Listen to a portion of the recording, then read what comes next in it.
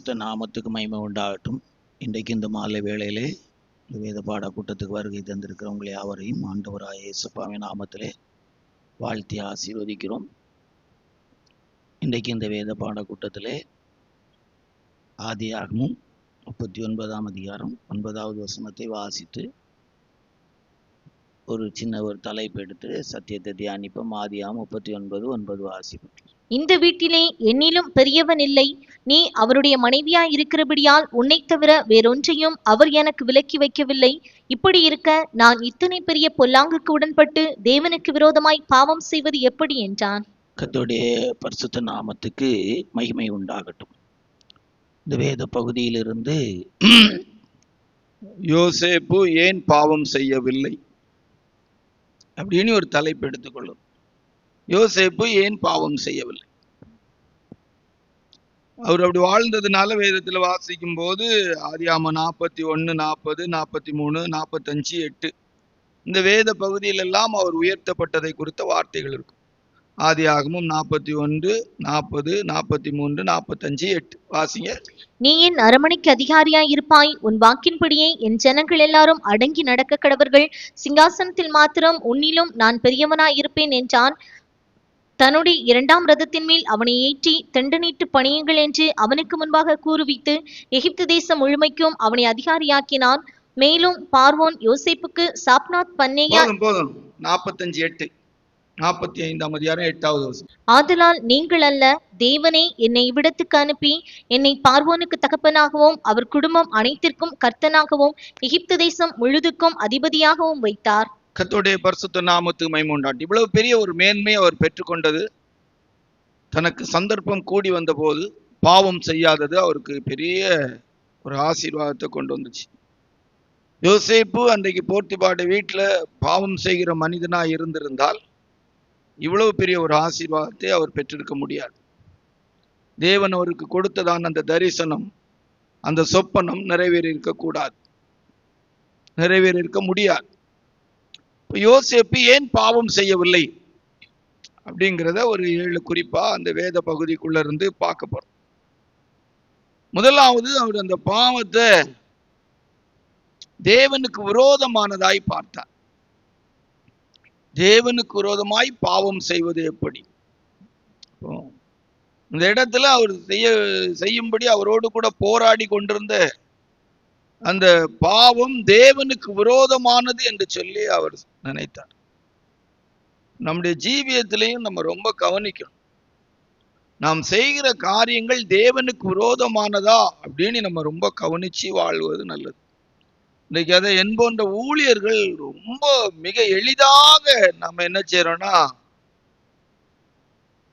ரொம்ப அசால்ட்டா எடுத்துரும்.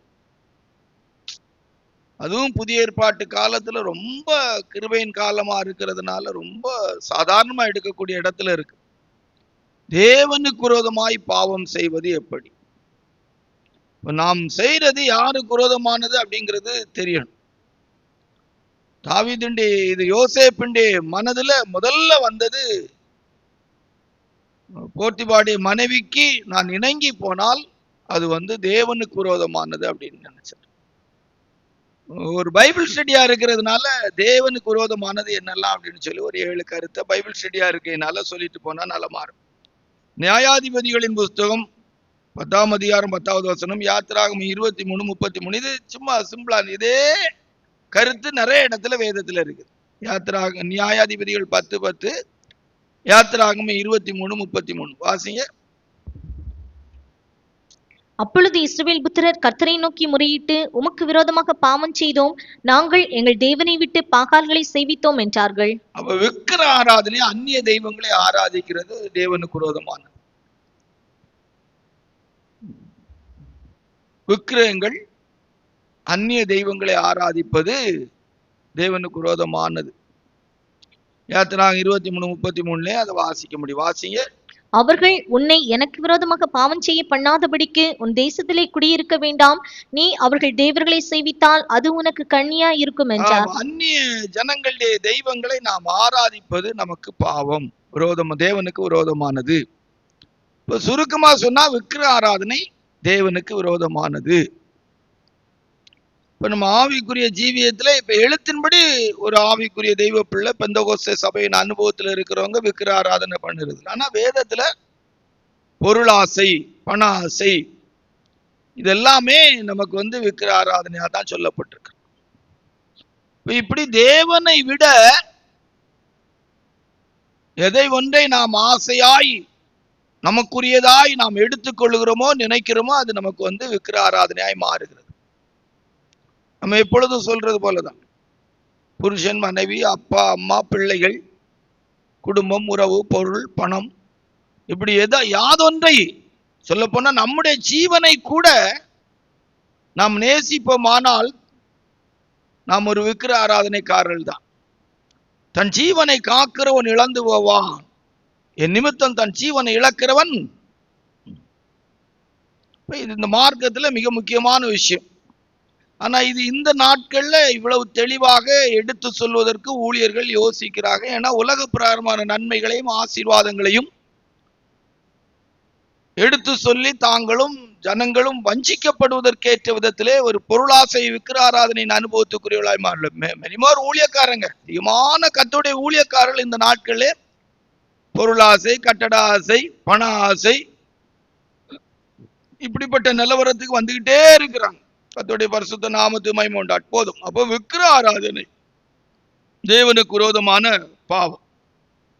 1 சாமுவேல் 3:12 வாசித்தா ஏலியும் அவனுடைய பிள்ளைகளும் வாழ்ந்த வாழ்க்கை தேவனுக்கு விரோதமான ஒரு வாழ்க்கை. வாசிங்க. நான் ஏலியின் குடும்பத்திற்கு விரோதமாக சொன்ன யாவையும் அவன் மேல் அந்நாளிலே வரப்பண்ணுவேன். ஏலியும் அவனுடைய குடும்பமும் அவனுடைய பிள்ளைகளும் வாழ்ந்த வாழ்க்கை. ஏலி அவர்கள் தன்னுடைய பிள்ளைகளை கர்த்தரை அறிகிற அறிவுல வளர்க்கல, தேவனை விட பிள்ளைகளை கனம் பண்ணினான்.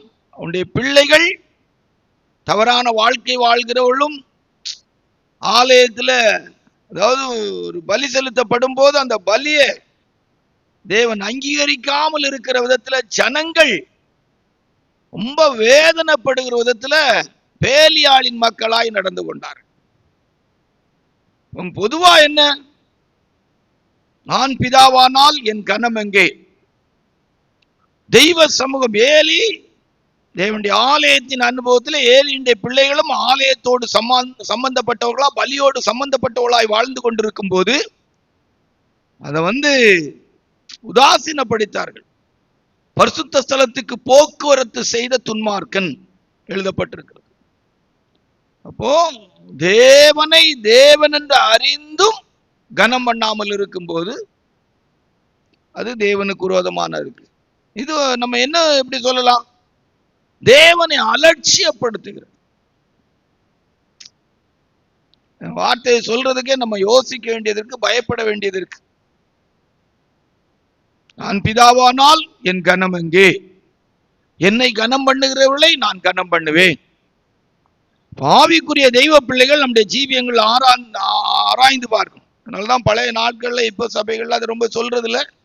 பிள்ளைகள் எல்லாம் வச்சிருக்கிற பெற்றோர்கள் கூட பிள்ளைகளை ரொம்ப கண்டிப்பா தெய்வ சமூகத்தை கனம் பண்ணி பிள்ளைகளை வைத்திருக்க வேண்டும் என்பதை பாஸ்டர் சொன்னாங்க. இப்போ பாஸ்டர்ஸுடைய பிள்ளைகள், பேர பிள்ளைகளே சபைக்குள்ள அதிகமா ஓடிட்டு இருப்பாங்க.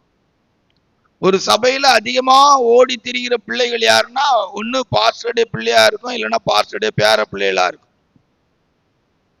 ஏன்னா அந்த தெய்வ சமூகத்தை அவ்வளவு சாதாரண நிலவரத்துக்கு கொண்டு வந்துட்டாங்க. ஒண்ணு, அநேக ஆலயங்கள்ல நல்ல தெய்வ சமூகம், தேவனுடைய பிரசன்ஸை நம்ம உணர முடியாம ஆயிற்று. அநேக இடங்கள்ல தெய்வ சமூகம் கனவீனப்படுத்தப்படுது. இது நமக்கு நம்முடைய ஜீவியத்துல அது தேவனுக்கு விரோதமான பாவமாய் வேதம் சொல்கிறது. நான் பிதாவானால் என் கனம் எங்கே? அது ரொம்ப முக்கியமான விஷயம். பணிந்து குனிந்து முழங்கால் படியிட கடவோம். தெய்வ பயத்தோடு நாம் கர்த்தரை ஆராதிக்க கடமைப்பட்டிருக்கிறோம். அப்போ தெய்வ பயம் இல்லாத ஒரு ஜீவியம் தேவனுக்கு விரோதமான பகை, தேவனுக்கு விரோதமான பாவம். பாவிக்குரிய தெய்வ பிள்ளைகள். அதனால்தான் அந்த நாட்கள்ல ஜெபம் பண்ணும் போது கண்ணு திறந்து எடுத்து வேடிக்கை பார்க்காதுங்கம்பாங்க. இப்போ சாதாரணமா போயிட்டு, ஒரு காலத்துல எல்லாம் எழுந்து போகிறது ரொம்ப குறைவு. இப்போ ஒரு ஆத்மா எழுந்து போகாம இருக்கிறது ரொம்ப குறைவு. நினைச்சா எழுந்துச்சு போகிறாங்க. அவங்க போக்குல தேவைப்படும் போதெல்லாம் எழுப்பி போறாங்க, அங்க போறாங்க, இங்க போறாங்க, பறக்க பாக்குறாங்க. அந்த நாட்கள் எல்லாம் எடுத்து பார்த்தா தெய்வ சமூகத்துல உட்கார்ந்து இருக்கும் போது தூங்குறதுக்கு பயப்படுவாங்க. இப்போ தெய்வ சமூகத்துல தான் நல்ல தைரியமா தூங்குறதுக்கு பழகி இருக்கிறார்கள். காரணம் தெய்வ சமூகம் அவ்வளவு அலட்சியப்படுத்தப்பட்டிருக்குன்னு தான் நம்ம நினைக்க வேண்டியது இருக்கு, ஒத்துக்கொள்ள வேண்டியது இருக்கு. முன்னொரு காலங்கள் எல்லாம் கன்வென்ஷன் போகும்போது பின்னால இருக்கிற பாஸ்டர்ஸ் அவ்வளவு நல்ல ஒரு தெய்வ சமூகத்தின் அனுபவத்தோடு இருப்பாங்க. இப்ப சாதாரணமா எல்லாம் ஏறக்குறைய உள்ள பாஸ்டர்ஸ் எல்லாம் நல்லா உறங்குறதுக்கு பழகிட்டாங்க, இல்லைன்னா செல்போன் எடுத்து பார்க்கறதுக்கு பழகிட்டாங்க. பிரசங்க பீடத்திலே, பிரசங்க மேடையிலே செல்போன் எல்லாம் எடுத்து பார்க்கிற அளவுக்கு இன்றைக்கு வந்துட்டு. அதெல்லாம் என்னன்னா அந்த ஆலயத்திலே தெய்வ சமூகம் இல்லாமல் ஆயிற்று. கர்த்தருக்கு விரோதமாக பாவம் என்று சொன்னால் தெய்வ சமூகத்தை அலட்சியப்படுத்துகிறது, தேவனுக்குரிய கனத்தை கொடுக்காமல் இருப்பது. ஏலியும் ஏலியுடைய பிள்ளைகளும் அப்படிதான் இருந்தாங்க. தேவனை விட பிள்ளைகளை கனம் பண்ணினார்கள். அவனுடைய பிள்ளைகளும் பேலியாளுடைய மக்களா இருந்தார்கள். சம்பவித்தது உங்களுக்கு தெரியும். போதும். மூன்றாவது, தேவனுக்கு விரோதமான பகை அப்படின்னு சொன்னா என்ன? 1 சாமுவேல் 12ஆம் அதிகாரம் 12-15 வாஸ்தா. 1 சாமுவேல் 12:12-15 வாஸ்தா. வாசிங்க. அம்மோன் புத்திரரின் ராஜாவாகிய நாகாஸ் உங்களுக்கு விரோதமாய் வருகிறதே நீங்கள் கண்டபோது உங்கள் தேவனாகிய கர்த்தரே உங்களுக்கு ராஜாவாயிருந்தும் நீங்கள் என்னை நோக்கி அப்படி அல்ல, ஒரு ராஜா எங்கள் மேல் ஆள வேண்டும் என்கிறீர்கள். நீங்கள் கர்த்தருடைய வாக்குக்கு விரோதமாய் கலகம் பண்ணாமல் கர்த்தருக்கு பயந்து அவரை சேவித்து அவருடைய சத்தத்திற்கு கீழ்ப்படிந்தால் நீங்களும் உங்களை ஆளுகிற ராஜாவும் உங்கள் தேவனாகிய கர்த்தரை பின்பற்றுகிறவர்களாய் இருப்பீர்கள். ஆமா, இப்ப என்ன? தேவனை சார்ந்து கொள்ளாதது தேவனுக்கு விரோதமானது. கர்த்தர் ராஜாவா இருக்கிற அனுபவத்தோட எங்களுக்கு எல்லாரையும் போல ஒரு ராஜா வேணும். எல்லாம் நல்ல சில வார்த்தைகள் சொன்னா ரொம்ப நல்லா இருக்கும். தேவனால் சுகத்தை, தேவனை சார்ந்து கொள்றதுனாலே இன்னைக்கு என்னன்னு தெரியல, விசுவாசனாலே நிறைய பேர் விசுவாசம் விசுவாசம் விசுவாசம் ஊழியர்கள் பேசுகிறார்கள். ஆனா விசுவாசம் தேவனை சார்ந்து கொள்ளுகிற வார்த்தையின்றி அந்த நல்ல ஒரிஜினல் விளக்கம் எந்த சூழ்நிலையிலும் தேவன் தான், தேவன் தான். அது நம்ம மரணமே நம்முடைய ஜீவியத்துல சரீர பிராரமா இந்த பூமியில மரிக்க வேண்டிய நிலை வரும்போது தேவன் தான். கல்வாரி சிலுவையில ஆண்டவராய் இயேசுப்பா முதல் சொன்ன வார்த்தையும் பிதா, கடைசி சொன்ன வார்த்தையும் பிதாவே இவர்களுக்கு மன்னி, பிதாவே நாவியை ஒப்புக்கொடு. தன்னை வேதனைப்படுத்தி சிலுவையில் அறைந்த போதும் பிதாவே இவர்களுக்கு மன்னி. தான் மரிக்க வேண்டிய நிலவரம் வரும்போது பிதாவே நாவியை கைவிடப்பட்ட நிலவரத்தில். இன்றைக்கு இந்த இடம் இல்லை.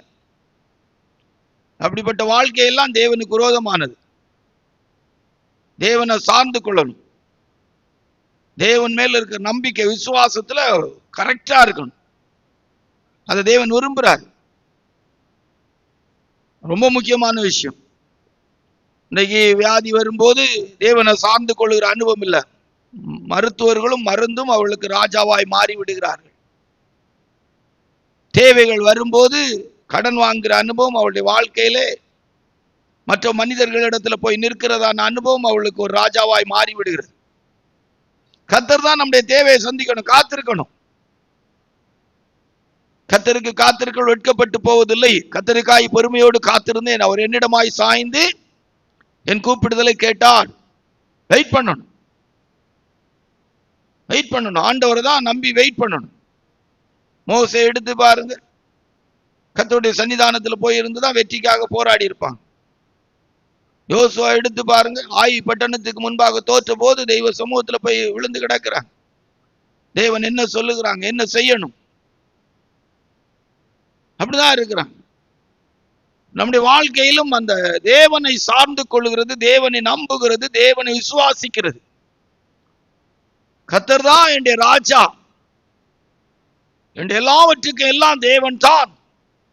என்னுடைய நம்பிக்கை, என்னுடைய விசுவாசம், நான் சார்ந்து கொள்ளுகிறது எல்லாம், எங்களுடைய ஊற்றுக்கள் எல்லாம் உம்மில் இருக்கிறது. இன்னைக்கு சோதனை வரும்போது, போராட்டம் வரும்போது, பிரச்சனைகள் வரும்போது, வியாதிகள் வரும்போது, பலகீனங்கள் வரும்போது, தேவைகள் வரும்போது, சூழ்நிலைகள் எதிர்வினையாய் மாறும்போது, மனிதர்களை சார்ந்து கொள்ளக்கூடிய அனுபவம், மனுஷன் மேல் நம்பிக்கை வைத்து மாம்சத்தை புயபலமாக்கி கொள்ளுவன் சபிக்கப்பட்டவன் என்று எழுதப்பட்டிருக்கிறது. கர்த்தர் மேல் நம்பிக்கையா இருந்து கர்த்தரை தன் புயபலமாக்கி கொள்ளுகிறவன் ஆசீர்வதிக்கப்படுவான். அப்ப இன்றைக்கு ஆவிக்குரிய ஜீவியத்தில் ஆராய்ந்து பார்க்கணும். தேவனுக்கு தேவன் தான் என்கிற இடத்துல முதலிடம் கொடுத்து அவர் மேல இருக்க நம்பிக்கை, விசுவாசம், அவரை சார்ந்து கொள்ளுகிற அனுபவம் இல்லைன்னா அது தேவனுக்கு விரோதமானது. இப்ப நம்ம ஆராய்ந்து பாருங்க. அதனால்தான் அதுக்கு பேர் கொடுக்கப்பட்ட விசுவாச துரோகம்.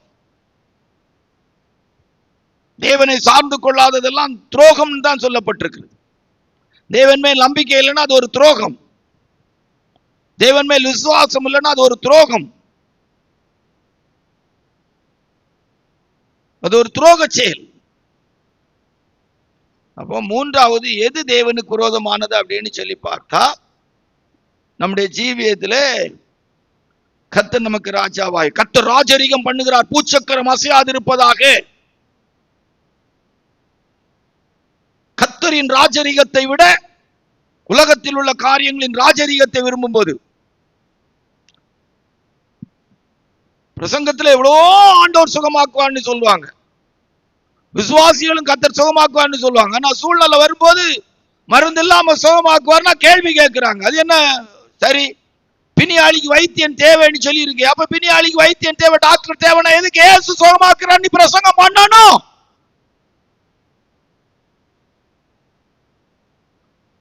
உலகத்தான் ஏசப்பா பிரசங்கம் சுகமாக்குறான்னு கேட்டுக்கிட்டா ஆஸ்பத்திரி போறான் இல்லையே. தேவனை சார்ந்து கொள்ளுகிறது, தேவனை நம்புகிறது, தேவனை விசுவாசிக்கிற அனுபவத்துக்கு மாறாக உலகத்தில் எதன் மேல நம்பிக்கை வைத்து, யார் மேல நம்பிக்கை வைத்து எதை சார்ந்து கொள்வோமானால் அது தேவனுக்கு விரோதமானது.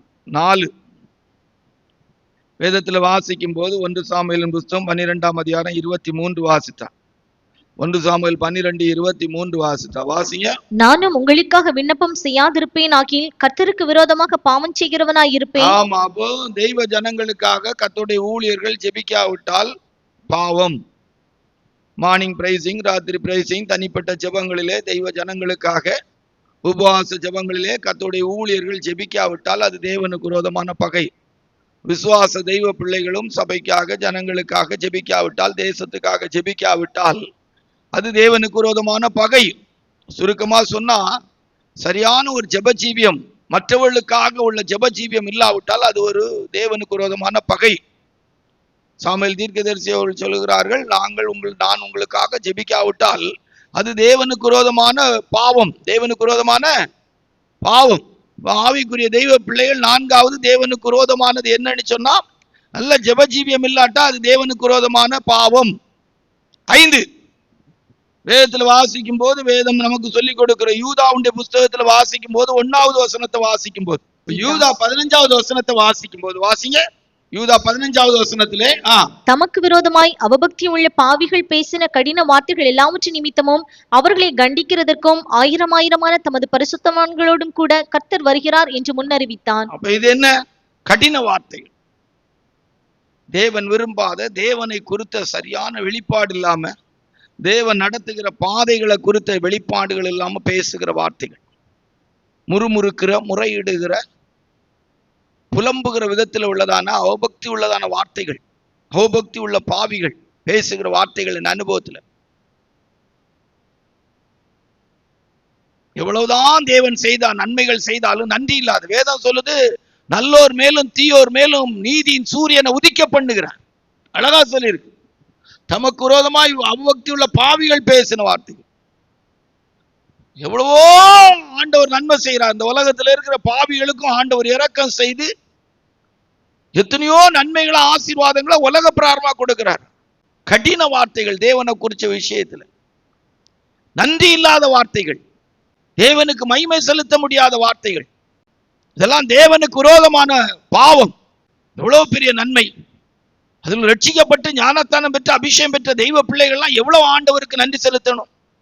ஹபக்குல சொல்லியிருக்கு, அத்திமரம் துளிர் விடாமல் போனாலும், கிடையிலே தொழுவத்திலே ஆடுகள் மாடுகள் இல்லாமல் போனாலும் ரட்சிப்பின் தேவனுக்குள் களி கூறுவேன்னு சொல்லியிருக்கு. உண்மையான ஒரு ரட்சிப்பின் சந்தோஷம் இருக்கிற தேவனுடைய பிள்ளை உலக பிராரமான காரியங்களுக்காக வேதனைப்பட்டு தேவனுக்கு விரோதமா முறுமுறுக்கிற அனுபவம் இருக்காது. அப்படி முறுமுறுக்கிறவர்களுக்கெல்லாம் ரட்சிப்பின் சந்தோஷமே இருக்குன்னா இல்லைன்னு தான் சொல்ல முடியும். இவ்வளவு பெரிய சந்தோஷம், இவ்வளவு பெரிதான ரட்சிப்புன்னு சொல்லி இருக்கு. பாவ மன்னிப்பு நிச்சயம் என்பது அவ்வளவு பெரிய மேன்மை. இன்னைக்கு அந்த அனுபவத்தை நஷ்டப்படுத்தி தான் இன்றைக்கு அநேகருடைய வாழ்க்கையில முறுமுறுப்பு, முறையிடுதல், தேவனுக்கு விரோதமான கடின வார்த்தைகளை பேசுகிறது. கடினமான வார்த்தைகளை ரொம்ப உபயோகப்படுத்தக்கூடாது. பக்தி உள்ள பாவிகள் பேசின கடின வார்த்தைகள் இவ்வளவு பெரிய நன்மைக்கு அன்றியோட தீர்மானத்தின்படி அழைக்கப்பட்டவளாய் தேவனிடத்தில் அன்பு கூறுவோம் சகலமும் நன்மைக்கு ஏதுவாய் நடக்கிறது. தீமையை நன்மையாய் மாற்றுகிற தெய்வம், மாறாவை மதுரமாய் மாற்றுகிற தெய்வம், சாபத்தை ஆசீர்வாதமாய் மாற்றுகிற தெய்வம், காரியங்களை மாறுதலாய் முடிய பண்ணுகிற தேவன். சூழ்நிலை நிமித்தமாக கடந்து போகிற பாதை நிமித்தமாய் கடின வார்த்தைகளை பேசுகிறது, நன்றி இல்லாம பேசுகிறது, நன்றி மறந்து பேசுகிறது. யசூரன் கொழுத்து போய் உதைத்தான். கர்த்தருடைய பரிசுத்த நாமத்துக்கு மகிமை உண்டாட்டும். ஆண்டவருடைய பிள்ளைகள் கர்த்தருக்கு விரோதமாய் பாவம் செய்யக்கூடாது. என்ன பாவத்தை செய்யக்கூடாது? கடின வார்த்தைகளை பேசக்கூடாது. குயவனுடைய மண்பாண்டம் குயவனை பார்த்து கேள்வி கேட்க கூடாதுன்னு சொல்லியிருக்கு.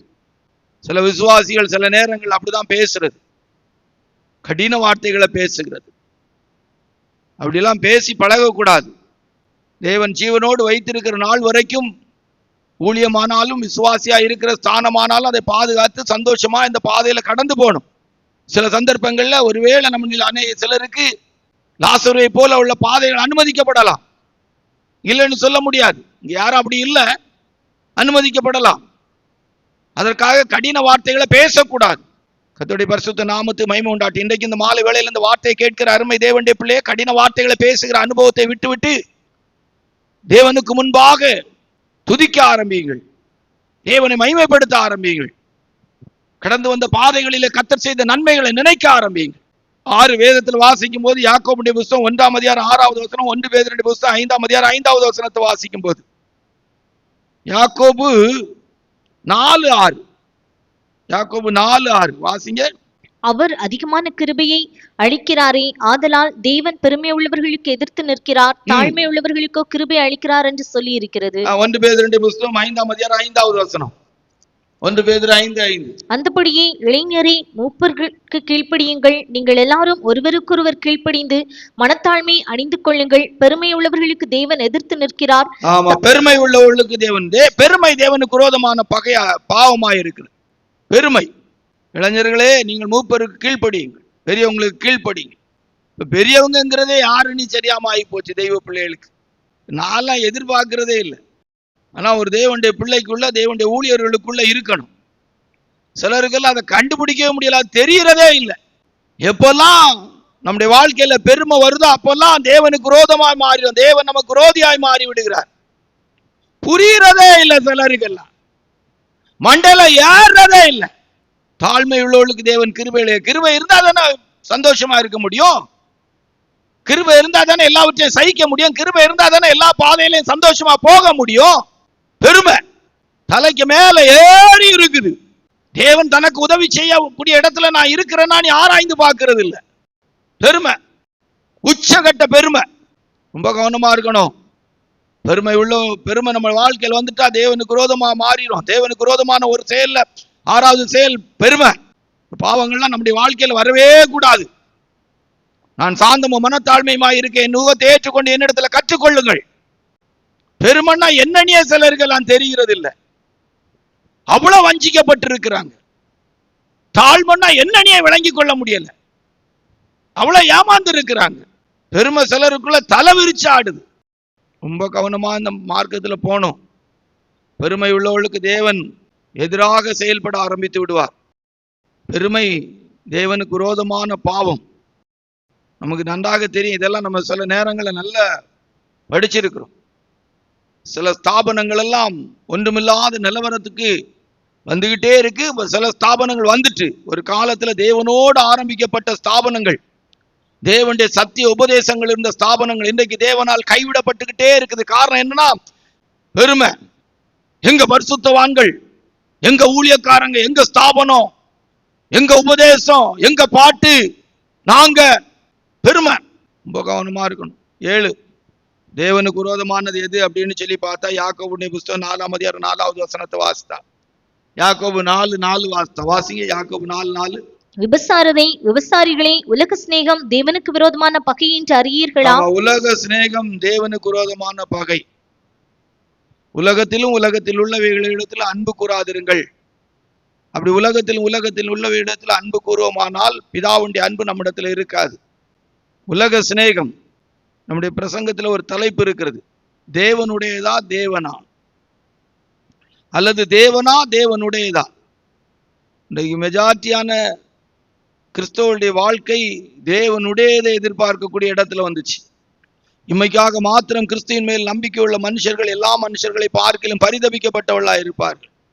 எனக்கு தெரியும், ஒரு நல்ல தெய்வ ஊழியராய் தன்னுடைய ஜீவியத்தை ஆரம்பித்த மனிதன் நாட்கள் செல்ல செல்ல தேவனுடைய ஊழியத்தின் அனுபவங்களை விட்டு அந்த வெளிப்பாடுகளை விட்டு உலகத்தாரா மாறி பணத்தை பார்க்க ஆரம்பிச்ச பிற்பாடு எவ்வளோ பண நெருக்கடிகள்ல இருந்து கர்த்தர் அவரை விடுதலையாக்கி கொண்டு வந்தார்.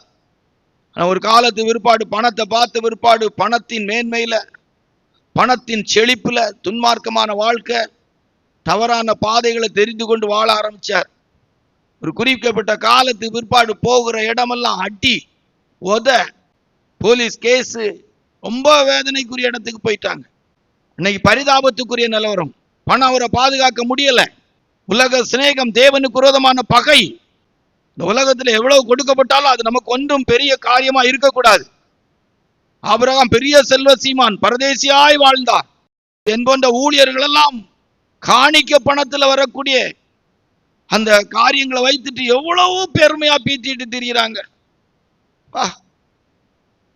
உலக சிநேகம். கர்த்தருடைய பரிசுத்த நாமத்து மகிமைப்படட்டும். அப்போ யோசேப்புடைய வாழ்க்கையில தேவனுக்கு விரோதமாய் பாவம் செய்வது எப்படி? அப்போ இந்த காரியத்தை நான் செய்தா இது தேவனுக்கு விரோதமானது அப்படின்னு முதல்ல அவருக்கு ஒரு ரெவலேஷன், அவருக்கு ஒரு எண்ணம், அவருக்கு ஒரு காரியம் வெளிப்பட்டு இருந்துச்சு. நம்ம செய்யற காரியங்கள் தேவனுக்கு பிரியமானதா தேவனுக்கு விரோதமானதா அப்படிங்கிறத நம்ம ஆராய்ந்து பார்க்கணும். அநேகர் தங்களுடைய வாழ்க்கையில வீழ்ந்ததுக்கு காரணம் தாங்கள் செய்கிற காரியம் தேவனுக்கு விரோதமானதா அப்படின்னு சொல்லி அவங்க விளங்கி கொள்ள முடியாதவளாய், விளங்கி கொண்டாலும் அதை மீறுகிறவளாய் இருந்தார். கர்த்தருடைய பரிசுத்த நாமத்துக்கு மகிமை உண்டாகட்டும். சரியா? வேதத்துல வாசிக்கும் போது வேதம் நமக்கு சொல்லி கொடுக்கிறதான விஷயத்துல சில விஷயத்தை உங்களுக்கு சொன்னா, 2 சாமுவேலின் புத்தகம் 12ஆம் அதிகாரம் 13வது வசனத்துல தாவீது பாவம் செய்த போது சொல்லுகிறார். வாசிங்க. அப்பொழுது தாவீது நாத்தானிடத்தில், நான் கர்த்தருக்கு விரோதமாய் பாவம் செய்தேன் என்றான். நாத்தான் தாவீதை நோக்கி, நீ சாகாதபடிக்கு கர்த்தருக்கு விரோதமாய் பாவம் செய்தேன். கர்த்தருக்கு விரோதமாய். ஆமா, பத்சேபாள தனக்கு சந்தோஷத்துக்கு ஏதுவாய் பயன்படுத்தின போது நாத்தான் வந்து சொல்றான், கர்த்தருக்கு விரோதமாய். தாவீது சொல்றார், ஒத்துக்கிட்டு, நான் கர்த்தருக்கு விரோதமாய் பாவம் செய்தேன். 1 சாமுவேலின் புத்தகம் 2ஆம் அதிகாரம் 25வது வசனத்துல வாசித்து பாருங்க. 1 சாமுவேல் 2:25 வாசியா. மனுஷனுக்கு விரோதமாக மனுஷன் பாவம் செய்தால் நியாயாதிபதிகள் அதை தீர்ப்பார்கள். ஒருவன் கர்த்தருக்கு விரோதமாக பாவம் செய்வானே ஆகில் அவனுக்காக விண்ணப்பம் செய்யத்தக்கவன் யார் என்றார். கர்த்தருக்கு விரோதமாய் பாவம் செய்தால் விண்ணப்பம் பண்ணவன் யார்? நம்முடைய லைஃப்ல ரொம்ப கவனமா இருக்கணும். யாத்ரா 32-33 வாசிக்கும் போது கர்த்தருக்கு விரோதமாய் பாவம் செய்கிறவர்களுடைய பெயர் கிறுக்கப்பட்டு போகும். வாசிங்க. 32-33 வாசிங்க. அப்பொழுது கர்த்தர் மோசேயை நோக்கி, எனக்கு விரோதமாய் பாவம் செய்தவன் எவனோ அவன் பெயரை என் புஸ்தகத்திலிருந்து கிறுக்கி போடுவேன். அப்ப தேவனுக்கு விரோதமாய் பாவம் செய்கிறவருடைய பெயர் பரலோகத்துல கிறுக்கப்பட்டுரும். புரியுதான்னு தெரியல உங்களுக்கு எல்லாம். தெய்வ பிள்ளைகள், கர்த்தருக்கு விரோதமாய் நாம் பாவம் செய்யக்கூடாது. 2, யோசேப்பு தனக்கு கிடைத்த பாவ சந்தோஷத்துக்குரிய சூழ்நிலையிலே பாவம் செய்யாமல் இருந்ததற்கு காரணம் என்ன? ஆதியாகமம் 39ஆம் அதிகாரம் 8-9 வாசிப்போமானால், ஆதியாகமம் 39ஆம் அதிகாரம் 8, 9 வாசிச்சுட்டு 39, 6 வாசித்தா வாசிங்க. அவனோ தன் எஜமானுடைய மனைவியின் சொல்லுக்கு இணங்காமல் அவளை நோக்கி, இதோ வீட்டிலே என்னில் இருக்கிறவைகளில் யாதொன்றை குறித்தும் என் ஆண்டவன் விசாரியாமல் தமக்குண்டான எல்லாவற்றையும் என் கையில் ஒப்பித்திருக்கிறார். 39, 6 வாசிங்க. 39, 6 வாசியா. ஆகையால் அவன் தனக்கு உண்டானது எல்லாம் யோசேப்பின் கையிலே ஒப்பு கொடுத்து விட்டு தண்டே எஜமானுக்கு துரோகம் பண்ணக்கூடாது என்கிற ஒரு எண்ணம் இருந்துச்சு. யோசேப்பு பாவம் செய்யாததற்கு இரண்டாவது காரணம் தன்னுடைய எஜமானுக்கு துரோகம் பண்ணக்கூடாதுன்னு நினைச்சார். தன் எஜமானுக்கு உண்மையா இருக்க வேண்டும். தன் எஜமான் தன்னுடைய கரத்துல ஒப்பு கொடுத்தது எது அப்படிங்கிறது அவருக்கு தெரிஞ்சது. தன் எஜமான் தன்னுடைய மேல வச்சிருக்க நம்பிக்கை எது அப்படிங்கிறது அவருக்கு தெரிஞ்சது. எப்படி தன்னுடைய எஜமான் தன்னை எவ்வளவு நம்பி இருக்கிறார் அப்படிங்கிறது அவருக்கு நல்லா தெரிஞ்சது. சின்ன பையன், ஒரு 17, 18 வயசுக்குள்ள நடந்த சம்பவம். தன்னுடைய எஜமானுக்கு துரோகம் பண்ணக்கூடாது அப்படின்னு நினைச்சு. நம்ம கூட நம்ம ஆராய்ந்து பார்க்கணும். நம்மளை நம்புறவளுக்கு நம்ம துரோகம் பண்ணக்கூடாது. துரோகம் ரொம்ப மோசமான விஷயம். சந்தர்ப்பங்கள் சூழ்நிலைகள் வரும்போது யோசேப்பு துரோகம் பண்ணல. சிலருடைய வாழ்க்கையில எல்லாம் எடுத்து பார்க்கும்போது அந்த துரோகங்கள் வந்துருது. சாகும்போது நம்முடைய இருதயம் நம்மளை நிந்திச்சிடக்கூடாது. ஒரு புருஷன் மனைவி என்கிற வாழ்க்கைக்குள்ள வந்த பிற்பாடு புருஷனை தவிர மனைவியை தவிர அப்படிங்கிறதான அந்த இடமே இருக்கக்கூடாது. யோசேப்பு அந்த இடத்துல தன் எஜமானுக்கு உண்மையா இருக்கிற விதத்துல துரோகம் பண்ணக்கூடாது அப்படின்னு நினைக்கிறார். நாமும் கூட நம்ம வாழ்கிற ஜீவியத்துல உண்மையா இருக்கணும் அப்படின்னு நினைக்கும் போது துரோகம் செய்ய நினைக்க மாட்டோம். நிறைய விஷயங்கள் இருக்கு, துரோக செயல்கள். சிலருக்கு அது பழகிரும், பழக்கப்பட்டவர்களாய் மாறி விடுவார்கள். அப்போ அவங்களுடைய மனசாட்சி கொஞ்சம் கொஞ்சம் வாதிச்சாலும் அது பெருசா தெரியாது. அதனால தேவனுடைய பிள்ளைகள் இரண்டாவது யோசேப்பின் இடத்திலிருந்து கற்றுக்கொள்ளுகிறதான காரியம், அவன் தன்னுடைய எஜமானுக்கு உண்மையா இருக்க விரும்பினான். தன்னுடைய எஜமானுக்கு துரோகம் செய்ய விரும்பவில்லை. மூன்றாவது ஆதியாகமம் 39:9 வாசித்தால், ஆதியாகமம் 39:9 வாசித்தால் வாசிங்க. இந்த வீட்டிலே என்னிலும் பெரியவன் இல்லை, நீ அவருடைய மனைவியா இருக்கிறபடியால். மூன்றாவது தன்னுடைய பொறுப்பை உணர்ந்தார். தன்னுடைய பதவியை, தன்னுடைய ஸ்தானத்தை அவர் உணர்ந்தார். இந்த வீட்டுல என்னை விட பெரிய ஒருத்தன் இல்லை. பொறுப்பு, தன்னுடைய ஸ்தானம் என்ன அப்படிங்கிறத அவர் உணர்ந்தார். நம்ம கூட அதை உணரணும். ஊழியக்காரன் ஆகிய நான் அதை உணரணும். தெய்வ பிள்ளைகள் உணரணும். நமக்கு கொடுக்கப்பட்ட பொறுப்பு, நம்முடைய ஸ்தானம் என்ன, அந்த ஸ்தானத்தை இழந்துடக்கூடாது. அற்பமான சிற்றின்பங்களுக்காக நம்முடைய ஸ்தானத்தை இழந்துடக்கூடாது. அழைப்பு தெரிந்து கொள்ளுதலின் மேன்மை நம்ம உணரணும். அவன் உணர்ந்தான், என்னை விட பெரியவன் இந்த வீட்டில் இல்லை. தேவனும் கூட விசேஷித்த நன்மைகளுக்காக நம்மை அழைத்திருக்கிறார். தேவன் அவரோடு கூட சீயோனிலே எருசலேமில் இருக்கும்படி கர்த்தர் நம்மை தெரிந்தெடுத்திருக்கிறார்.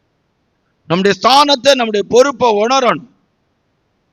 அநேக வேதத்துல சொல்லுகிறது போல ஒரு நாள் வாழ்வை இன்பம் என்று எண்ணி மேன்மையான அழைப்பை பெற்றவர்கள், மேன்மையான தெரிந்து கொள்ளுதலை பெற்றவர்கள் சில அற்பமான காரியங்களுக்காக தங்களுடைய ஸ்தானத்தை இழந்து விடுகிறார்கள். சிம்சோனுடைய வாழ்க்கையிலெல்லாம் அந்த ஸ்தானத்தை இழந்தார். இஸ்ரவேலை நியாயம் விசாரிப்பதற்காக அவர் ஒரு பராக்கிரமசாலியா தேவன் படைத்தார். தன்னுடைய ஸ்தானம், தன்னுடைய உத்தரவாதம், தன்னுடைய மேன்மையை இழந்தார். அப்போஸ்தலனாகிய பவுல் சொல்றார், என் மேன்மை பாராட்டுதல் அவமாக்கப்படுவதை பார்க்கில் நான் சாகுறது நல்லது. கர்த்தர் நம்மளை ஊழியத்துக்கு அழைத்தாள். தேவன் இந்த கனமான அனுபவத்துக்குள்ள கொண்டு வந்த பிற்பாடு வேற சிந்தனையே வரக்கூடாது. நம்முடைய வாழ்க்கையில நம்ம அதை உணரணும். பொறுப்பு, ஸ்தானத்தை உணரணும். உலகத்துல யாருக்கும் கிடைக்காத ஒரு பாக்கியம் இது. என்றென்றைக்கு நான் தங்குகிற இடம், இதை நான் விரும்பினபடியால் இங்கே வாசம் பண்ணுவே. மிகப்பெரிய மேன்மையான அனுபவம். என்னுடைய சொத்து, என்னுடைய சம்பத்து என்று சொல்லி தேவன் நம்மளை அழைத்து வேறு விரித்து அவருடைய ஜெப வீட்டிலே கொண்டு வந்து நம்மளை மகிழ பண்ணுகிறார். சீயோனிலே துதியானது அமைந்து காத்திருக்கும். இந்த வீட்டிலே என்னை விட பெரியவன் ஒருவனும் இல்லை. இந்த வீட்டிலே என்னை விட பெரியவன் ஒருவனும் இல்லை. எவ்வளவு பெரிய மேன்மையை கர்த்தர் தந்திருக்கிறார். கர்த்தருடைய பிள்ளைகளை அழைத்து வேறு விரித்து சில தேவனுடைய பிள்ளைகளை சபைகளில் விசேஷித்தவர்களாய் கர்த்தர் மாற்றுகிறார். அப்ப மூன்றாவது தனக்கு கொடுக்கப்பட்ட மேன்மை, ஸ்தானம், பொறுப்பை உணர்ந்தார். அதை இழந்து விடக்கூடாதுன்னு நினைச்சார். அற்பமான வாழ்க்கைக்காக அதை இழந்து விடக்கூடாது. நம்ம எத்தனையோ பேர் சில நேரங்களில் அற்பமான வாழ்க்கைக்காக, இழிவான வாழ்க்கைக்காக மேன்மையானதை இழந்து விடுகிறோம். கர்த்தருடைய பரிசுத்த நாமத்துக்கு மகிமை. நான்காவது, யோசேப்பு பாவம் செய்யாமல் இருந்ததற்கு காரணம் என்ன? ஆதியாகமம் 39:9 வாசித்தால், இந்த வீட்டிலே என்னிலும் பெரியவன் இல்லை, நீ அவருடைய மனைவியாய் இருக்கிறபடியால் உன்னை தவிர வேறொன்றையும் அவர் எனக்கு விலக்கி வைக்கவில்லை. ஆமா, தான் யார்? தன்னோடு போராடுகிற பாவம் யார்? சொல்றான், நீ அவருடைய மனைவி. நான் ஒரு வாலிபன், நீ அவருடைய மனைவி. எனக்கு தெரிஞ்ச விதத்துல சொல்றேன் மனத்தாழ்மையா, இந்த மாதிரி அடுத்தவங்க மனைவிய கை வச்ச ஏறக்குறை அதுல ஊழியக்காரங்க நல்லா வாங்கி கட்டியிருக்கா, வாங்கிக்கிட்டே தான் இருக்கிறாங்க. பழகும் போது பார்த்தா ரொம்ப நல்லா பழகி இருப்பாங்க, வெளியில பார்த்தா தெரியாதது போல நினைச்சிருப்பாங்க. ஆனா ரொம்ப மோசமா நடந்தவங்க இருக்கிறாங்க. அதுக்கெல்லாம் நல்லா கிடைக்கும். ரொம்ப கவனமா இருக்கணும், ரொம்ப கவனமா இருக்கணும். பிறருடைய மனைவியை அவன் சொல்றான், நீ அவருடைய மனைவி, நீ அவருடைய, அவ யாரு அப்படிங்கறத அவன் புரிஞ்சிருக்கிறான். பாருங்க, என்ன அருமையான இது பாருங்க. சரியான ஒரு அறிவு, ஒரு நாலேஜ் அவனுக்குள்ள வேலை செய்து பாருங்க. நீ அவருடைய மனைவி. மறுபடியும் சொன்னா, எனக்கு தெரிஞ்ச விதத்துல சில ஊழியர்கள்லாம் வாங்கி கட்டி இருக்கிறதுக்கு மூலதானமான காரியம் தன்னோடு பழகினவங்க, அன்புக்குரியவர்களுடைய மனைவிமார்களோடு அவள் வைத்திருந்த உறவு தான் அதுக்கு ஒரு பெரிய காரணமா இருந்துச்சு. கர்த்தர் நீதி உள்ள நியாயாதிபதியாச்சே, விடமாட்டார். நல்ல ஆவிக்குரிய தெய்வ பிள்ளைகள் யோசேப்பு ஏன் பாவம் செய்யவில்லை என்று சொல்லும் போது அவனுக்கு ஒரு சரியான அறிவு இருந்தது. தான் யார்? நான் ஒரு வாலிப பையன். என் கூட பாவத்துக்கு எதுவாய் போராடுகிற அந்த சகோதரியார் இன்னொருத்தங்களுடைய மனைவி. சூழ்நிலை சாதகமா இருக்கிறதுனால பாவம் செய்யலாம் இல்ல. அடிக்கடி சொல்வேன், ஒரு ஆண் கெட்டு போறதுக்கு ஒரு பெண்ணு தான் காரணம். தெரிஞ்சு கல்யாணம் ஆண்களோடு ஒரு தொடர்பு வைக்கிறார்கள் என்று சொன்னால் அது ஒரு பெரிய பாவம், துரோகம்.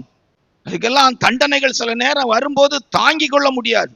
சில தண்டனைகள்லாம் நாட்கள் தாமதப்படுத்தி வரும், உடனே எல்லாம் கிடைக்காது. சிலதெல்லாம் மன்னிக்கப்படுமாங்கிறதே நமக்கு தெரியாது.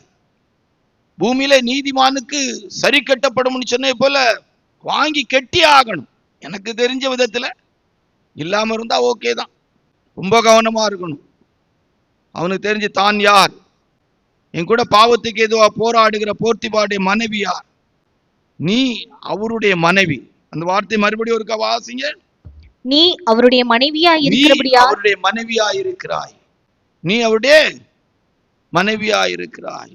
பிறர் பொருளை எச்சியாதிருப்பாயாக, பிறர் பொருளை எச்சியாதிருப்பாயாக. ஆண் பெண் இருபாலார் ரொம்ப கவனமா இருக்கணும்.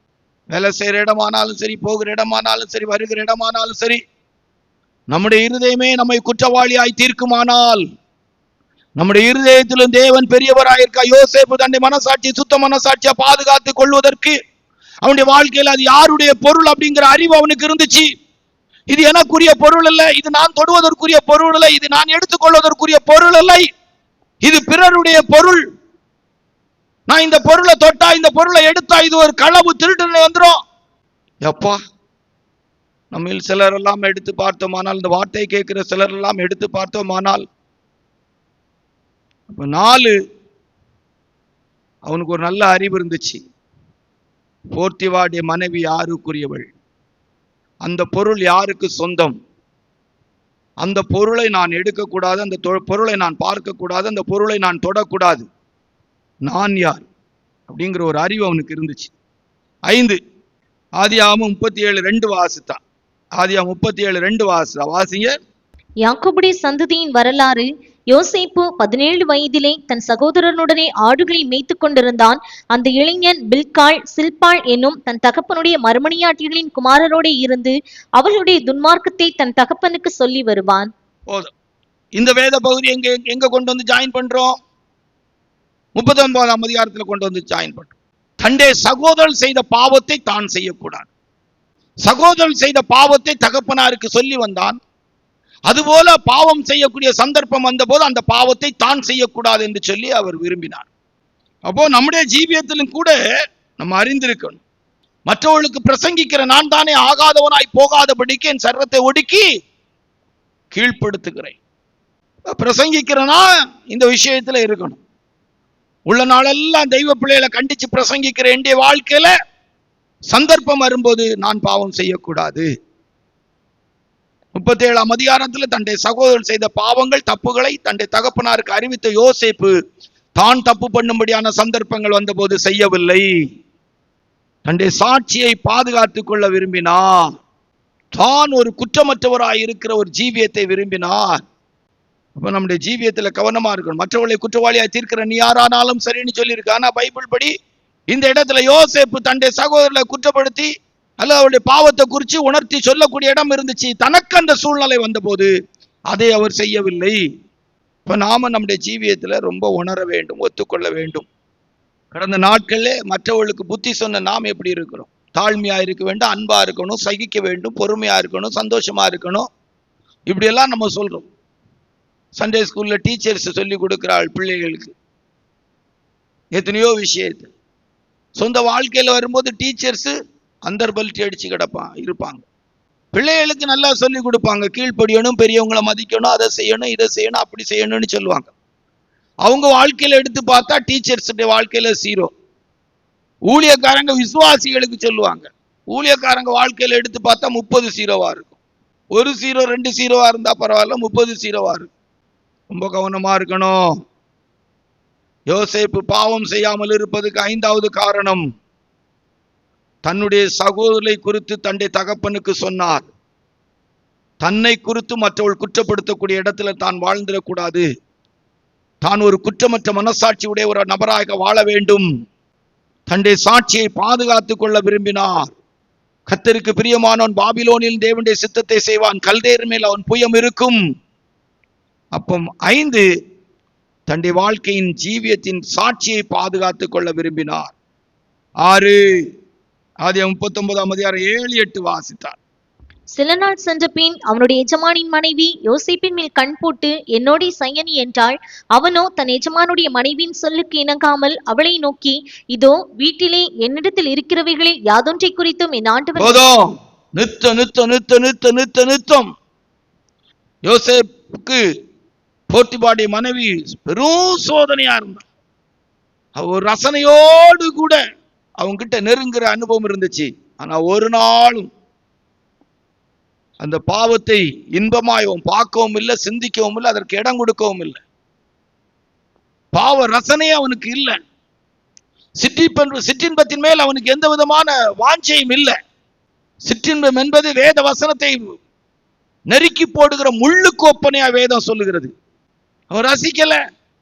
அவ ஒவ்வொரு நாளும் கண்ணு போட்டு அவ ஒவ்வொரு நாளும் ரசிச்சு யோசேப்பை ருசிக்க விரும்புகிறான்.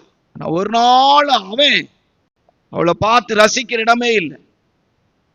ஒருவேளை எத்தனையோ விதத்துல பாடி லாங்குவேஜ்ல சரீர பிரகாரமா யோசேப்பு தன்னை பார்ப்பதற்கு ரசிப்பதற்குரிய எத்தனையோ செயல்களை செய்திருக்கலாம். என்னோடு சயனின்னு சொல்லி அவனை பிடிச்சு இழுத்தவா என்ன வேணாலும் செய்திருக்கலாம். ஆனா ஒரு நாளும் வேதத்தின்படி யோசேப்பின் வாழ்க்கை சரித்திரத்தில் யோசேப்பு அவளை ரசிக்கிற விதத்திலே பார்த்ததும் இல்லை, பேசினதும் இல்லை, பழகினதும் இல்லை, அவளை குறித்து சிந்தித்ததும் இல்லை. உண்மையா இன்றைக்கு யோசேப்பின் இடத்தில் போய் கேட்டா ஒரு நாள் கூட என் கற்பனையில கூட நான் போத்திபாருடைய மனைவியை சிந்திச்சது இல்லைன்னு சொல்லுவார். ஒரு மேன்மையான லைஃப் பாருங்க. ஒரு நாளும் போத்திபாருடைய மனைவியை தன்னுடைய வாழ்க்கையின் சிற்றின்பத்துக்கு ஏற்ற விதத்தில் சிந்திக்கவும் இல்லை, பார்க்கவும் இல்லை, ரசிக்கவும் இல்லை. 6வது, யோசேப்பு பாவம் செய்யாமல் இருப்பதற்கு காரணம், பாவ சிற்றின்பத்துக்கு ஏதுவாக தன்னுடைய ஜீவியத்தில் இடம் கொடுக்கவில்லை. பாவ சிற்றின்பத்திற்கு ஏதுவாக மாம்ச சிந்தைக்கு இடம் கொடுக்கவில்லை. மாம்ச சிந்தை மரணம் என்று எழுதப்பட்டிருக்கிறது. 7 ஆதியாகமம் 39:9 வாசித்தால், இந்த வீட்டிலே என்னிலும் பெரியவன் இல்லை. நீ அவருடைய மனைவியாய் இருக்கிறபடியால் உன்னை தவிர வேறொன்றையும் அவர் எனக்கு விலக்கி வைக்கவில்லை. இப்படி இருக்க நான் இத்தனை பெரிய பொல்லாங்குக்கு உடன்பட்டு தேவனுக்கு விரோதமாய் பாவம் செய்வது எப்படி என்றார். இத்தனை பெரிய பொல்லாங்கு, இத்தனை பெரிய பொல்லாங்கு, இந்த பாவத்தை செய்துட்டு நான் நியாய தீர்ப்புக்கு தப்பிக்கவே முடியாதுன்னு அவருக்கு தெரிஞ்சிருந்து. இந்த பாவத்தை செய்துட்டு எத்தனை பேர் என் போன்ற ஊழியர்கள் தெரிந்து துணிகரமாய் பாவம் செய்யக்கூடிய இடம் இருக்கிறது. நாம் ஏற்கனவே சொன்னது போல பிறருடைய மனைவிகளோடு வாழ்ந்து எத்தனை பேர் இருக்கிறார்கள், வாழ்ந்து கொண்டிருக்கிறவர்கள் எத்தனை பேர் இருக்கிறார்கள். பிறருடைய புருஷன், பிற சகோதரிமார்களுடைய புருஷன்மாரோடு தொடர்பு வைத்திருக்க எத்தனை சகோதரிமார்கள். தேவன் நியாயம் செய்கிற நாள்ல அது தெரியும். இத்தனை பெரிய பொல்லாங்கு, என்ன அழகா சொல்றார். இத்தனை பெரிய பொல்லாங்குக்கு உடன்பட்டு, இத்தனை பெரிய பொல்லாங்குக்கு. நம்மில் சிலர் நினைக்கிற நம்முடைய திட்டங்கள் தெரிகிறது இல்லை, நாம் போறது தெரிகிறது இல்லை, நம்ம பேசுறது தெரிகிறது இல்லை, நம்ம பழகிறது தெரியல, நம்முடைய செயல்கள் தெரிகிறது இல்லை. நாம ஏதோ தப்பிக்கிறோம், என்ன ஒன்றும் கண்டுபிடிக்க முடியாது, என் வாழ்க்கை பற்றியெல்லாம் தெரியாது அப்படின்னு நம்ம நினைச்சுக்கிட்டோம். அப்படியெல்லாம் ஒருத்தரும் நினைச்சு ஒருத்தரும் தப்ப முடியாது. சமயம் வரும்போது தெரியும். சமயம் வரும்போது எல்லாருக்கும் வாழ்க்கைக்கும் தெரியும். அதுவும் பிரசங்கிக்கிற எனக்கெல்லாம் கிளியரா தெரியும். பொல்லாங்குக்கு உடன்பட்டு, பொல்லாங்குக்கு உடன்பட்டு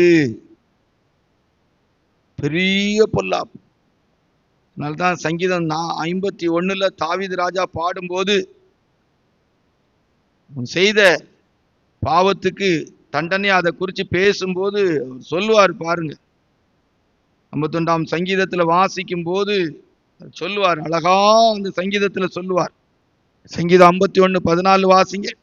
தேவனே, என்னை ரட்சிக்கும் தேவனே, இரத்தப்பழிகளுக்கு என்னை நீங்களாக்கி விடும். அப்பொழுது என் நாவு உம்முடைய நீதியை கெம்பீரமாய். இரத்தப்பழி 4வது வசனத்தை வாசிங்க.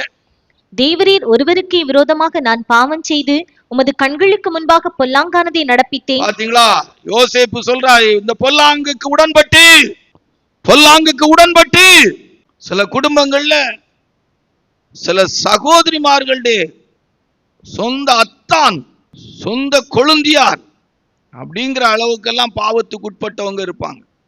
நம்ம சொல்லுவோம், மூத்த மருமகனா வந்தா அந்த குடும்பத்தில் இருக்கிற இளைய பிள்ளைகள் பை 1 get 1 2 ஃப்ரீ டே மாதிரி எல்லாம் பெரிய பொல்லாங்க. அந்த மாதிரி பட்டவங்களுக்கெல்லாம் ஒரு டைம் வரும்போது ஜட்ஜ்மெண்ட் தானா வந்துடும், தானாவே கிடைச்சிடும், தப்பவே முடியாது. இந்த பொல்லாங்குக்கு உடன்பட்டு அப்படின்னு சொல்லியிருக்கு. கர்த்தருடைய பரிசுத்த நாமத்துக்கு மகிமை உண்டாகட்டும். யோசேப்பு அந்த தேசத்துல பெரிய அதிகாரியாய் உயர்த்தப்பட்டார். காரணம் பாவத்துக்கு உடன்படவில்லை. 1 ராஜாக்கள் 8ஆம் அதிகாரம் 35ஆம் வசனத்தை வாசிக்கும் போது, 1 ராஜாக்கள் 8:35 வாசிக்கும் போது வாசிங்க. அவர்கள் உமக்கு விரோதமாய் பாவம் செய்ததினால் வானம் அடைப்பட்டு மழை பெய்யாதிருக்கும் போது அவர்கள் இந்த ஸ்தலத்திற்கு நேராக விண்ணப்பம் செய்து உம்முடைய நாமத்தை அறிக்கை பண்ணி தங்களை தேவரீர் கிளேசப்படுத்துகையில் தங்கள் பாவங்களை விட்டு திரும்பினால், அடுத்த வசனத்தை வாசிங்க. பரலோகத்தில் இருக்கிற தேவரீர் கேட்டு உமது அடியாரும் உமது ஜனமாகி இஸ்ரவேலும் செய்த பாவத்தை மன்னித்து அவர்கள் நடக்க வேண்டிய நல்வழியை அவர்களுக்கு போதித்து தேவரீர் உமது ஜனத்திற்கு சுதந்திரமாக கொடுத்த உமது தேசத்தில் மழை பெய்ய கட்டளையிடுவீராக. சாலமோன் உணர்ந்து சொல்றார், ஆண்டவரே, உமக்கு விரோதமாய் பாவம் செய்து வானம் அடைக்கப்பட்டு மழையாகி ஆசீர்வாதங்கள் இல்லாமல் போகும்போது ஜனங்கள் உம்மை நோக்கி பார்த்தால் கர்த்தருடைய பாவத்தை மன்னித்து சேமத்தை கொடுக்க வேண்டும் என்று சொல்லி ஜெபிக்கிறார். மாலை வேளையிலும் கர்த்தருடைய சமூகத்துக்கு வந்திருக்கிற தெய்வ பிள்ளை, கடந்த நாட்களிலே நம்முடைய ஜீவியத்திலே தேவன் விரும்பாத விதத்திலே யோசேப்பு வாழ்ந்தது போல வாழ முடியாமல் தவறி இருப்போமானால் மனத்தாழ்மையாய் கர்த்தரிடத்தில் திரும்புவோம். நம்முடைய ஜீவியமும் பாதுகாக்கப்படட்டும். யோசேப்பு அந்த தேசத்தில் உயர்த்தப்பட்டது போல நாமும் பரலோகத்தில் உயர்த்தப்பட்டவளாய் இயேசுப்பாவோடு கூட இருக்க கர்த்தர் நமக்கு உதவி செய்வாராக. ஆமென்.